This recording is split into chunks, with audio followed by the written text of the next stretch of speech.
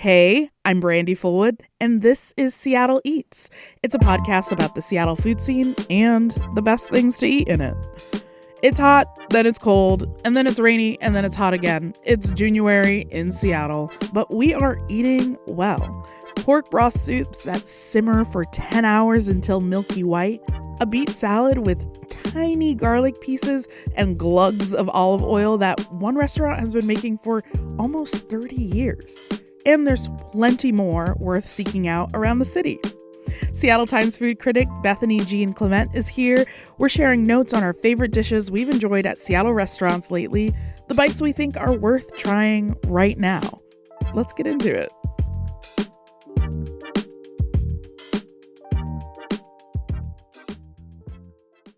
Hey, Bethany, thanks for coming back. Hi, Brandi. I'm so happy to be here. We're going to talk about some of our best bites lately.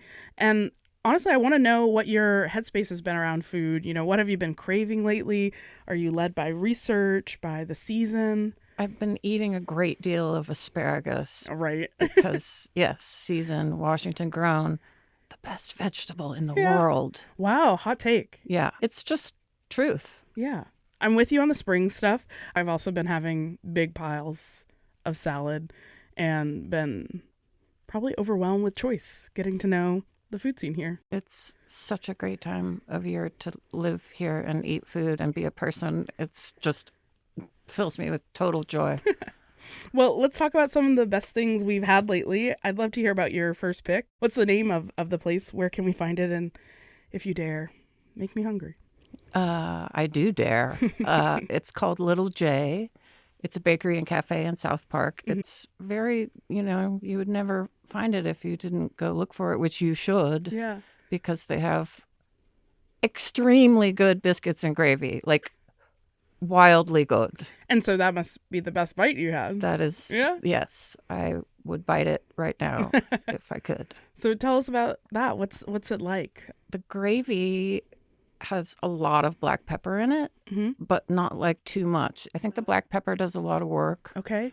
To like balance the sort of unctuousness, if you will, of the biscuit and gravy experience. Yeah. Cut through it a little bit. Yeah. It's got a savory level that is not too salty, but is like compellingly umami. Okay. And it's so smooth. It's like velvet. You get a bad biscuits and gravy, and you're like, it's gray, and it looks like paste, and it tastes gray, and it tastes like paste, and this is non-gloop. What's it savory from? Like mushrooms, from meat, from? It's very simple. It's just sausage, and like a pork sausage. Okay. Like a crumble. They call it bulk sausage, I guess, officially in the industry. Perfect. And what about the biscuit? How does Little Jaye make theirs? Just so much butter. It's just a really pretty classic biscuit. This lovely sort of variegated, like dark golden brown. I will say that it comes out more on the fluffy side than the like super layery. I think both of those styles are defensible and can be wonderful. Yeah. They're really light and tender and fluffy inside, and you can taste the butter and the baking soda, and just a little bit kind of gives it that little ting. Yeah, you call them the best biscuits and gravy. Why is this one different from the others? I think it's the combination of the biscuit, the great biscuit, and the great gravy. Great gravy. Neither of them is doing anything shocking in the biscuit or gravy format. They're just both really good versions of a classic. And I've taken multiple people. We're going to have to go. And every person has just been like, holy expletive. Like literally just as they take the bite, they're like, my goodness. Yeah. Can I tell you about my my pick? I wish that you would. Okay, my pick is from Busan Jeong on Capitol Hill. Busan Jeong is like a Korean cuisine restaurant that makes soondaeguk, which is a pork broth soup with blood sausage. Right. So equally, like probably in the same family of being comforting, kind of soulful. The pork broth is simmered for I think about 10 hours until it becomes like a milky white.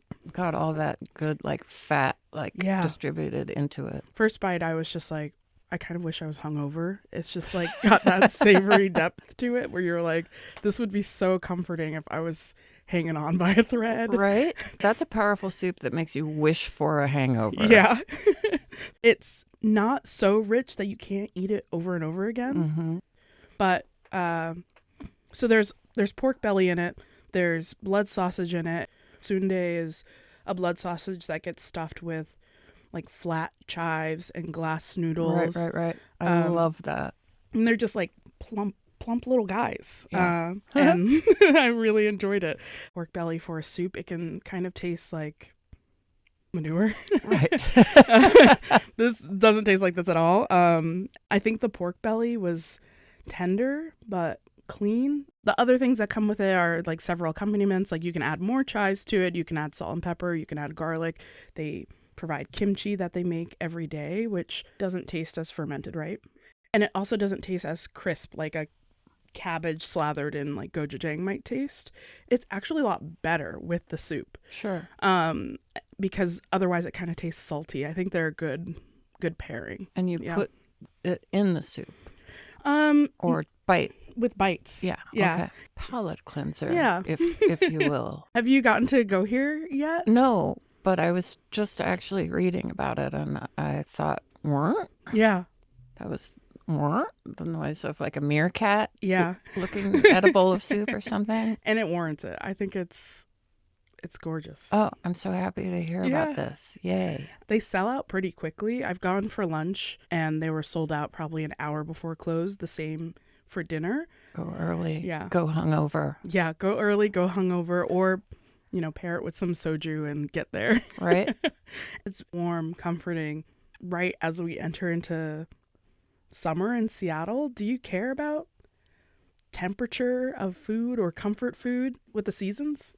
I mean, if it's super hot, I might want a big bowl of like pork broth soup. Yeah. Because when it's hot, soup is still great. Yeah. Soup knows no seasons, right? It's always soup season. But salad knows seasons. Yeah. And right now I feel like we're in a food shoulder season where you can still enjoy the biscuits and gravy and get into the asparagus while you can and the salads and then we'll move on into all of the great summer stuff. Yep. It's going to be lovely. I think that's a perfect segue to your second pick, which seems like a salad that stands the test of time and seasons. It is the beet salad at longtime Madison Valley restaurant, The Harvest Vine. It's Spanish cuisine, Basque and more, which, funny enough, when I talked to the owner, Carolyn Messier,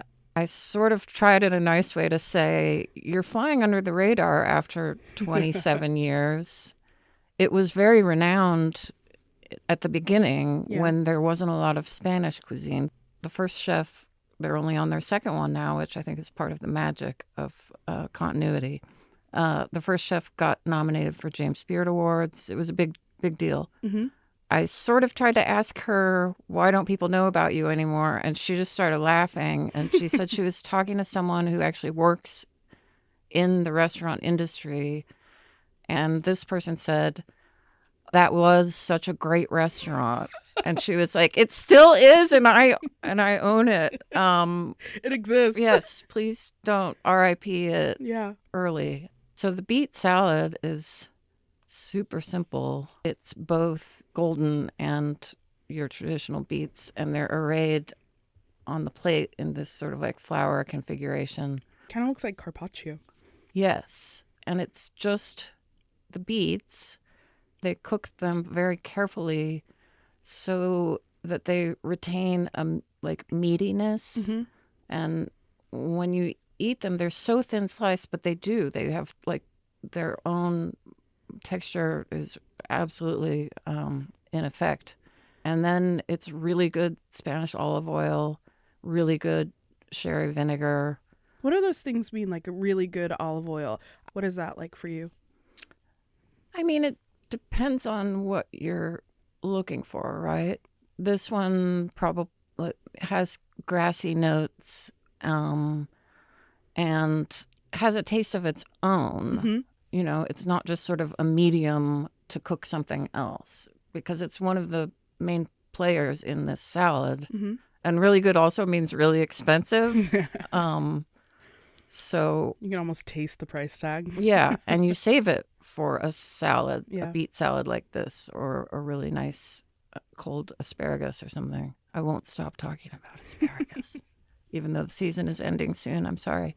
It's the beets, it's the olive oil, it's the sherry vinegar, garlic, and tiny bits of parsley. Mm-hmm. And from this comes this alchemical magic. Another secret to it that I learned is that the garlic must be chopped very fine with a very sharp knife. Mm-hmm. That way you don't bruise it and you don't get a powerful garlicky taste, which you don't want. You don't want that to be, you want it to be playing nice with the really subtle other elements of this really simple Spanish classic. Can you describe more about what makes something that's pretty simple so praiseworthy? That's such a good question. That's why they pay me the big bucks. Yeah. They don't. You know, to my mind, it's the harvest vine is in a category in Seattle with Le Pichet. Mm-hmm. They're restaurants that have been around for decades. They are not reinventing any wheels, sort of like with Little Jaye's biscuits and gravy. Mm. But the classic dishes that they make superlative versions of it. And it's letting really good ingredients do the lifting. You know, you don't have to make something crazy out of it to have it be just fantastically good. And all of these dishes are classics for a reason, right? Again, the continuity, of course, some of the staff changes over time, but if you have, in this case, only 2 chefs in 27 years, you're either nailing it or something's real wrong. And they're nailing it, you know? The beet salad only goes off the menu at the Harvest Vine for a little while because of primo local tomato season. And then they make a very similar tomato salad, which also sounds spectacular. Okay, so still those thin, meaty slices with little pockets of parsley and whatnot. Okay. Yeah. Well, I'm excited about tomato season, honestly. Me too. I feel like, you know, the biophilia of it all. Yes. I'm excited by spring and summer and green. And yeah. my next pick is green, but has almost nothing to do with tasting like a vegetable. Okay. It is from Kemi Dessert Bar, Mm. also on Capitol Hill. I have been really excited about a lot of the things that they've offered for the month of May, but I tried to pick something that will still be available through the seasons, which is the pandan crumble cookie. So the cookie at Kemi Dessert Bar has pandan, which gives a vanilla flavor, but also a really vibrant green color. And then there are these crumble pieces on top. But one of the standout parts for me is that it has toasted brown sugar and toasted coconut. And if you know me, you know I don't like shredded coconut. It's kind of like a texture thing, and I love it in this cookie. So how does it surmount your weird, violent hatred of coconut? Look, I think it's because the coconut adds toastiness and it's not competing with the texture of the cookie. It's not like you have to stop down and pull out the little shredded threads of coconut. Yeah. It's all in celebration of the little crumble bits that are on top of the cookie. Yes. And so that makes me like it. I didn't even realize there was coconut in it until the last bite. Coconut fooled you. Exactly. I was fully tricked into liking coconut. The baker and owner of Kemi Dessert Bar is Kelly Meow, and she also worked at Dominique Ansel in New York, a big deal bakery, and also the creator of the cronut. And fancy. Yeah, very fancy. Yeah. And she's just got, I think, a really whimsical but grounded take on what a good set of pastries can look like. Right. There's always like a mix of options from Rice Krispie treats or like chiffon cake or cookies. Mm-hmm. The flavors that come up every single season are really thoughtful and also texturally very different. So it's really hard not to buy everything. Right. But the cookie seems to always be there on the menu. It's a staple. Sounds magnificent. Yeah. You should know that they're only open Thursday through Sunday, 10:30 to 5 p.m. And do they run out of your favorite cookie? They can run out, Sure. but it seems like they replenish it. Making new ones throughout the day. Yay. Well, you've got one more. Do you want to tell me what it is and what you love about it? Yes, I do. I am here to strongly recommend a new latte. I'm not a flavored latte person. Yeah. But this one won me over. It's at a new roastery and cafe called Bonhomie. Right now, you can find them on the regular inside Labor Temple, which is in Belltown and used to actually be the Labor Temple, like for various unions. There's like a co-working situation. You can rent offices. I don't know. But there's a gorgeous, posh cafe on the ground floor, Bonhomie. The building is beautiful, old school, marble floors. And the wife and wife that run it are magical people who I got to talk to for a story for the Seattle Times. They are making a kremas latte, which is based on a Haitian cocktail. Mm-hmm. It's a Haitian holiday cocktail. Yeah, it's like coquito or eggnog. Yeah. You get like a natural tropical sweetness, and then there's a creaminess. There's lime. Yeah. So you get a little citrus. It's got lime juice and zest. It's like toasty and nutty and caramelly almond like extract in there. And then there's like warm sort of Christmassy spices. You can also get it iced, which I'm very excited about for the summer. Yeah. Because I think iced, it'll do more of the sort of cocktail work. In fact, it has NA rum in it. And I think you might do yourself a favor to put a little A rum in it. And then you've got the caffeine and the rum and maybe a little giddy up whoa. Hey. Which I think would be really good. You keep drinking it because you're like, what exactly am I tasting? And it's a bunch of different things. Their espresso is really mellow, low acid. They don't roast their beans like a really long time to make them super dark and, in my opinion, yucky, like Starbucks does. And yeah, the coffee stays mellow instead of real. They don't run their shots a really long time to make it bitter and kind of in your face. So it is a medium roast. Yeah. Okay. There's like complexity to it, but it also just tastes really good. Yeah. They're part of that like fourth wave of coffee that keeps getting named. The variety of different cultures diversifying the Seattle coffee scene, right? Right. Bethany Jean Clement is a food critic for the Seattle Times. Thanks, Bethany. Oh, such a joy to be here. Thank you. That is it for today. We have a list of all of the restaurants we talked about in the description of this episode. Seattle Eats is hosted by me, Brandi Fullwood, and you can get in touch with me at seattleeats@KUOW.org. If there's something on your mind, though, about the Seattle food scene, maybe it's a funny story, or honestly, I'd love to know the sandwich you must eat by the water this summer. Where do we get it? What's on it? Why do you love it so much?